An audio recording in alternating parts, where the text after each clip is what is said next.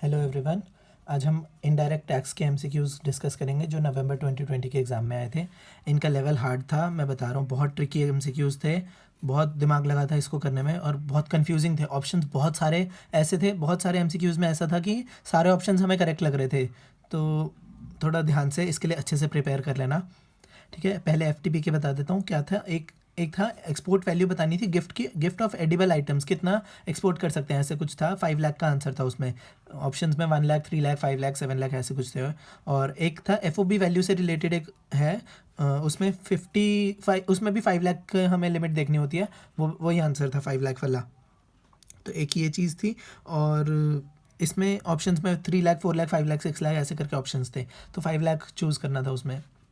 फिर एक था सेक्शन 26A में कस्टम के रिफ़ंड के लिए एप्लीकेशन कब कितने टाइम तक डालनी होती है। उसमें 3 मंथ, 6 मंथ, 9 मंथ्स, 12 मंथ्स, ये 4 ऑप्शंस थे। तो 6 मंथ्स आंसर है उसका।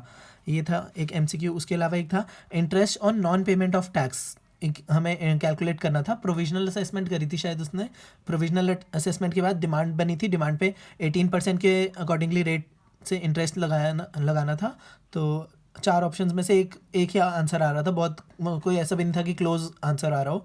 तो इजीली हो गया था ये वाला भी। फिर एक इंटीग्रेटेड केस था, ये बहुत ज़्यादा ट्रिकी था, बहुत ज़्यादा ट्रिकी था ये वाला। कंपोजिट और मिक्स सप्लाई पर रिगार्डिंग था। 4 क्वेश्चन थे, 2 मार्क्स ईच, और बहुत कंफ्यूज करने वाले क्वेश्चन थे ये। इसमें था एक प्रोडक्ट ए था, प्रोडक्ट बी था, प्रोडक्ट सी था। तो प्रोडक्ट ए इंडिविजुअली भी बिकता है और प्रोडक्ट बी के साथ भी बेच देते हैं। प्रोडक्ट बी एग्जाम्प्ट सप्लाई है और ये प्रोडक्ट ए जो है वो मतलब टैक्सेबल सप्लाई थी। तो दोनों को मिलाकर बेच रहे हैं, तो वो कंपोजिट सप्लाई बनेगी या मिक्स सप्लाई बनेगी, टैक्सेबल है, नॉन टैक्सेबल है, ऐसे करके था। तो मिक्स सप्लाई बनेगी यहाँ पे।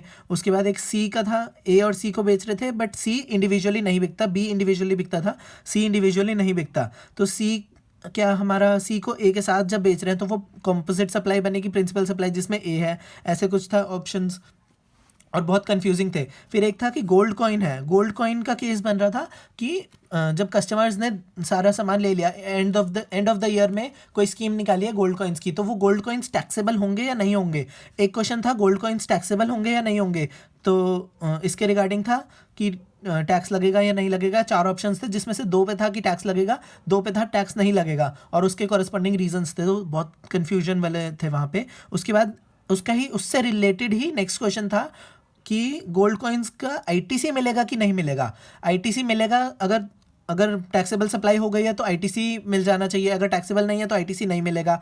तो ऊपर वाले क्वेश्चन पे डिपेंड करता है कि तुम्हारा नीचे वाला आंसर कैसा होगा। अगर ऊपर वाला सही है तो नीचे वाला भी सही हो सकता है। और इसमें भी 4 ऑप्शन थे, वो भी 2 में मिल रहा है, 2 में आईटीसी नहीं मिल रहा। तो ऐसे करके कन्फ्यूजन क्रिएट हो रही थी वहाँ पे। बहुत कन्फ्यूजिंग थे ये वाले क्वेश्चन।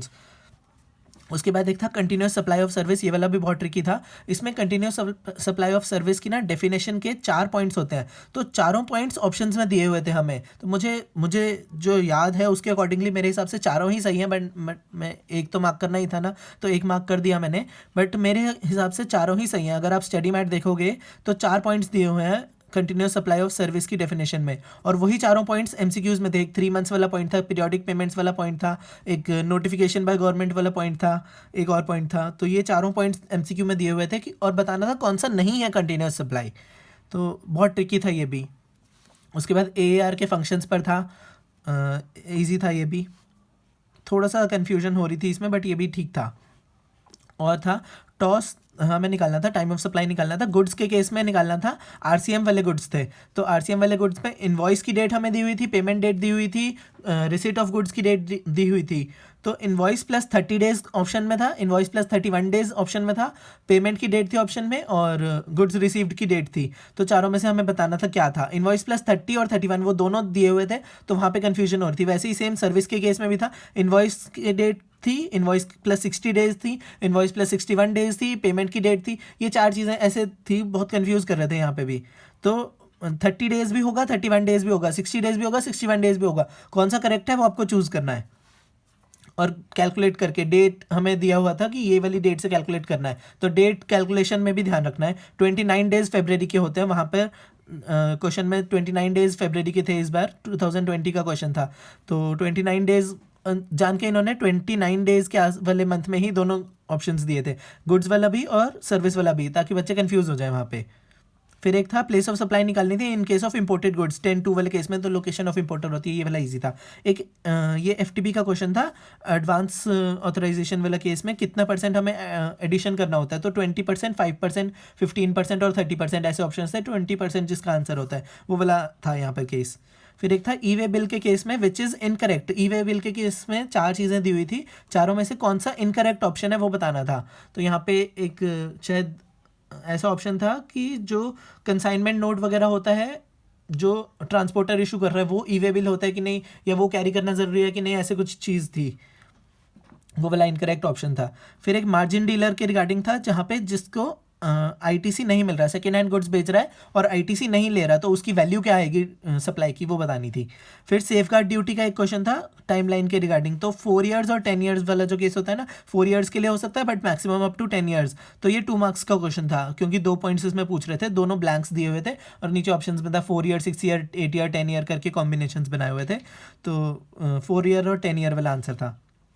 फिर एक था CKD और SKD गुड्स थे, उसमें इशू कब करना है हमने टैक्स इनवॉइस को। टैक्स इनवॉइस हमारा फर्स्ट सप्लाई, जब फर्स्ट लॉट जा रहा होता है उस टाइम पे टैक्स इनवॉइस इशू करना है, या फिर हर इनवॉइस के साथ, हर लॉट के साथ अलग अलग हमें टैक्स इनवॉइस इशू करना है, या फिर कैसे करना है, वो 4 ऑप्शंस थे, तो वो इजीली हो गया था। ये वाला थोड़ा सा ईजी था बट बाकी क्वेश्चंस बहुत सारे कन्फ्यूजिंग थे। और एक था कॉम्पोजिशन डीलर के लिए कि हम कितना अमाउंट ऑफ सर्विसेज दे सकता है। 10(1) वाला डीलर था तो कितने अमाउंट ऑफ सर्विस दे सकता है। इसकी टर्नओवर हमारी पिछले साल की दी हुई थी 95 लाख की, तो 10% ऑफ 95 लाख या फिर 5 lakh whichever is higher, ये देखना होता है। और यहाँ पे इंटरेस्ट वाला भी पॉइंट था कुछ एक कन्फ्यूजिंग सा, तो वो उससे रिगार्डिंग एक यहाँ पर था।